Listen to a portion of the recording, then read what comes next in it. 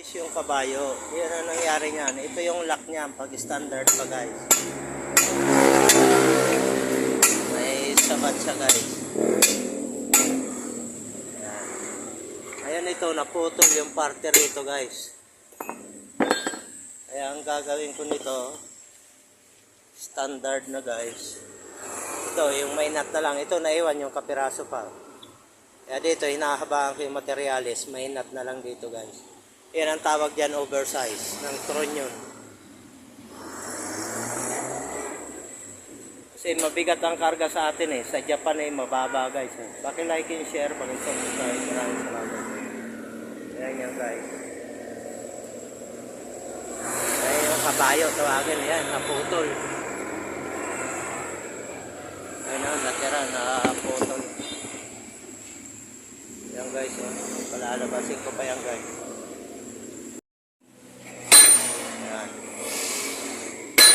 Piraso na lang yung guys, yung nasa likod.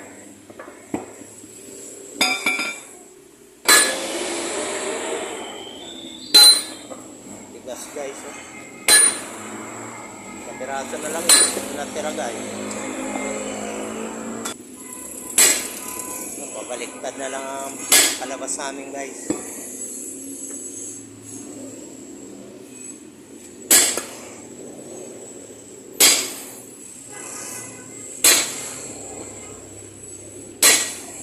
Natira ng Tronion. Yan guys, yung natira na yan, standard pa yan. Kaya ino-oversize ko yan guys.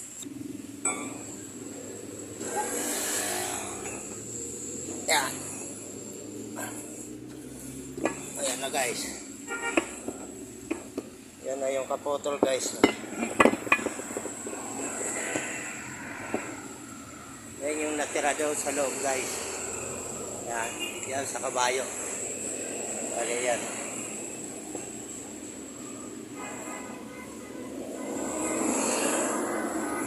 Paki-like and share, paki-subscribe na rin. Maraming salamat po.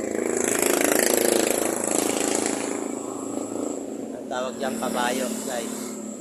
Sa truck, yan sa gitna ng differential. Ito muna ang isisintro.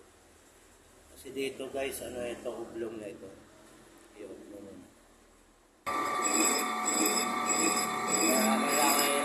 Para lumakinan. Kasi nagpukulong na siya guys. Yung tumuna yan.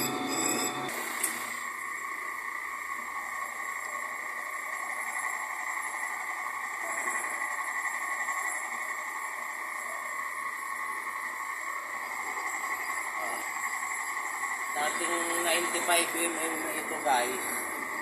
Ngayon ito oversize na kasi nagpuputol siya 106 mm. Ayan, kaya tawag na oversize guys. Patamahan niya.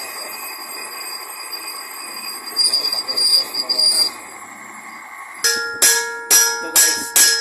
Ito yung bracket. Tapos mo na. Tapos ko naman. Ito guys.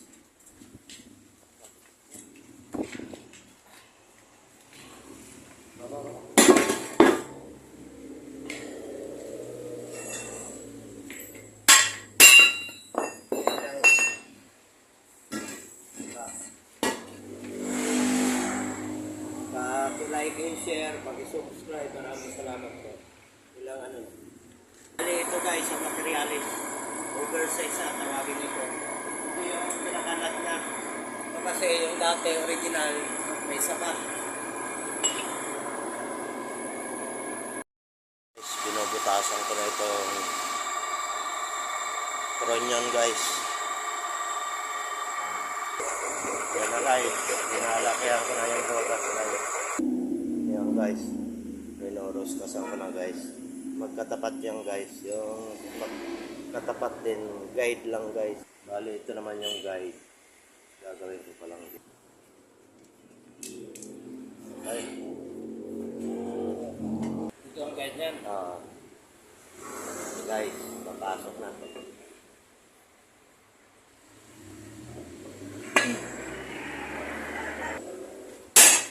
Guys, ganyan talaga yan.